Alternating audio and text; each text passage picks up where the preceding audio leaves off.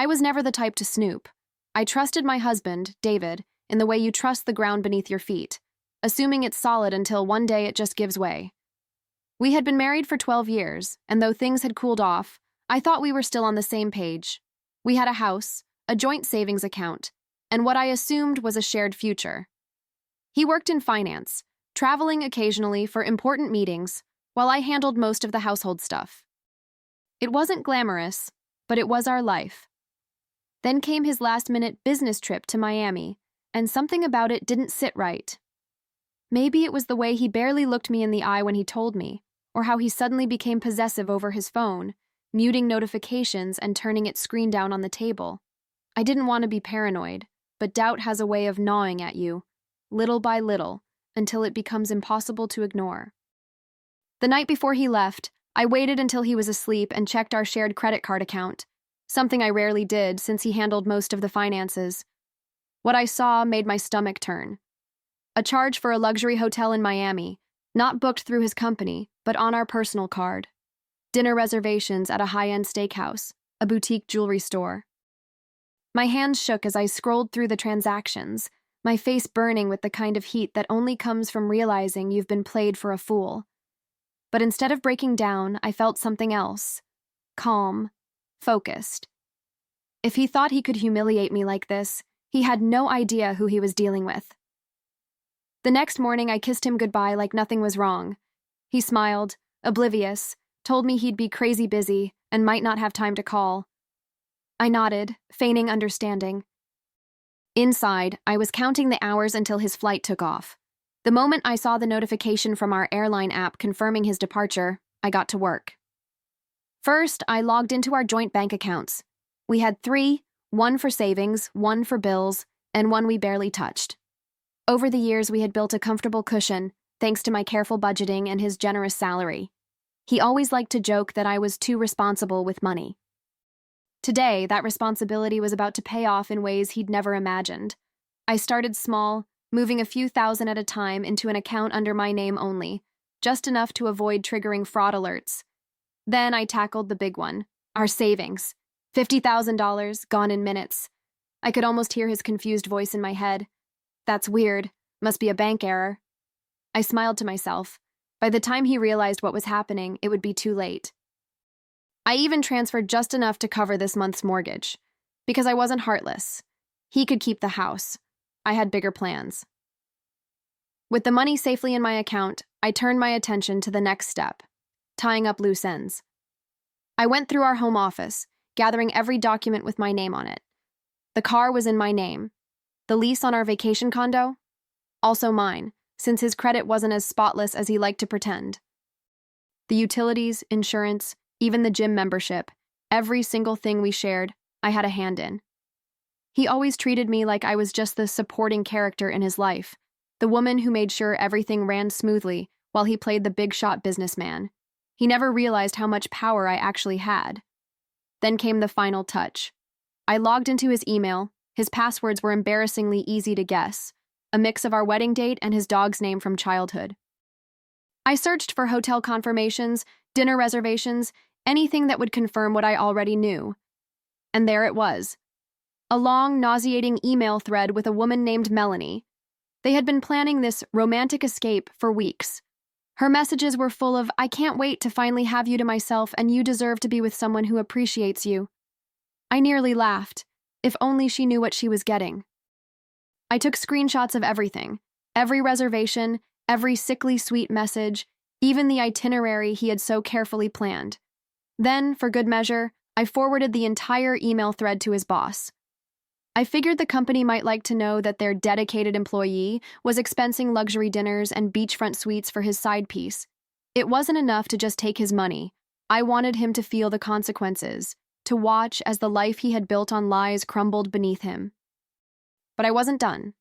I packed a suitcase with just my essentials, leaving behind anything that tied me to our life together. Clothes, photos, even my wedding ring. I left it right there on the nightstand, a final insult to the sham of a marriage we had. Before walking out the door, I left a single note on the kitchen counter. Enjoy Miami. Hope she's worth it. Then, with my bank account full and my dignity intact, I walked away from the house I had once called home, ready to start a life where I was finally in control. I checked into a hotel downtown for the night, just to give myself space to breathe. It was strange the way my emotions swirled. Anger, satisfaction, a hint of sadness, but mostly relief. I wasn't heartbroken. I wasn't even surprised. Looking back, the signs had been there for months, maybe years. The secretive phone calls, the way he'd stopped making real eye contact, how his business trips had started to multiply. But now I didn't have to sit around wondering. I had taken back my power, and the best part? He had no idea. The next afternoon, I got a text from him. "Hey babe, landed safe. Meetings all day, probably won't get to call. Love you." I stared at my screen, shaking my head. The audacity. The man was sitting poolside with his mistress, sipping overpriced cocktails, while assuming I was home, waiting for him like an obedient little wife. I almost felt sorry for how completely out of his depth he was. Almost. I simply replied, "Great. Hope you have an amazing time." And then I blocked his number. By the time he realized what had happened, I was already 3 states away, sipping coffee in a small, sunlit cafe and feeling lighter than I had in years. I had used a portion of our money to secure a short-term rental under my name, far from the life I had left behind.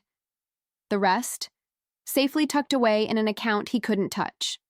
I had already contacted a lawyer, made sure every penny was legally mine, and, just for fun, sent him a formal request for divorce via email. The first frantic call came 2 days later, from an unknown number. I let it ring.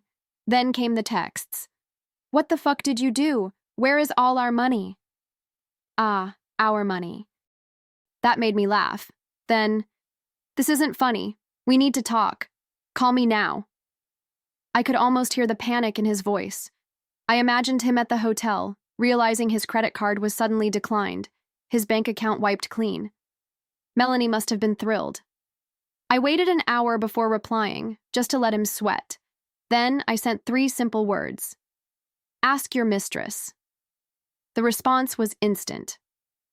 "What the hell are you talking about? Don't do this, babe. It's not what you think." Oh, how predictable. I had seen it coming from a mile away. The gaslighting, the desperate attempt to flip the narrative, to make me doubt my own eyes.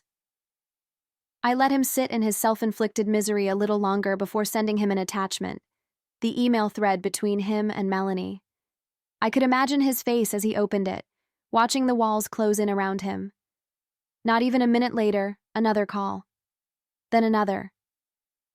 I let them all go to voicemail, each one more frantic than the last. Finally, a text. "We can fix this. Please, just call me." I laughed out loud, the kind of laughter that bubbles up when you realize you are free. Fix what exactly? The fact that he had lied, cheated, and used our money to fund his little romantic getaway? Or the fact that now I held all the power? Whatever it wasn't my problem anymore. I deleted the message and blocked him. For the next few days, I expected more calls, more texts, maybe even an angry voicemail or 2. But instead, there was silence. It wasn't like him. David had always been the type to bulldoze his way through problems, to talk his way out of anything. That's when I realized he wasn't quiet because he had given up. He was quiet because he was scheming. Sure enough, a week later, I got an email from his lawyer. A pathetic attempt at intimidation.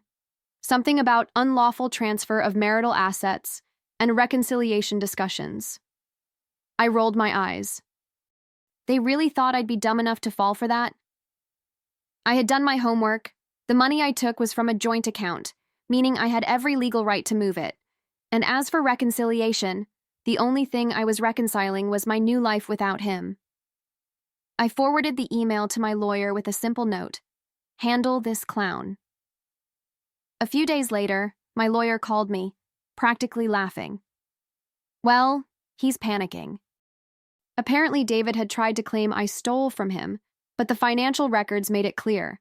I had moved the money legally, and since we were married at the time, he had no case.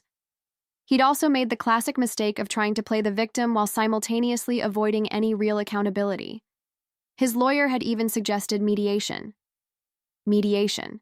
As if there was anything left to discuss. Then, the real kicker, David had lost his job. Turns out, forwarding those emails to his boss had worked even better than I had hoped. His company didn't take too kindly to one of their senior executives using corporate trips as personal sexcapades. He had been put on indefinite leave, which was just a polite way of saying don't come back. No job, no savings, and now, no wife. I imagined him sitting in his house, blinds drawn, drowning in regret. And I was doing just fine. A month passed, and with each day, the weight on my chest lifted a little more. I had rented a beautiful apartment in a city I had always wanted to live in but never could because David hated change. I reconnected with old friends, found a job I actually enjoyed, and for the first time in years, I felt like me again. Not someone's wife, not someone's afterthought. Just me. Then, one evening, as I sipped a glass of wine on my balcony, a new email popped up. The subject line, "Please, let's talk." I nearly deleted it, but curiosity got the better of me. It was from David, of course. The tone was different this time. Less anger, more desperation. He wrote about how he had lost everything, how Melanie had ditched him the second his credit card stopped working. How he missed me, how he realized now that I was the best thing that ever happened to him. I almost felt sorry for him. Almost. I let the email sit there, unread after that first skim, like a piece of trash I hadn't gotten around to throwing out yet. I didn't reply. What was there to say? "Oh, I'm so sorry your mistress turned out to be a gold-digging opportunist. That must be so hard for you. Please." He wasn't sorry for what he did. He was sorry for getting caught, for losing the cushy life I had built for him. A week later, another email. This one even more pathetic. "I don't have anywhere to go. Can we just talk?" Ah, there it was. He wasn't just lonely. He was desperate. I imagined him sleeping in that big empty house eating microwaved ramen, wondering how he went from fancy dinners in Miami to begging the wife he cheated on for a second chance.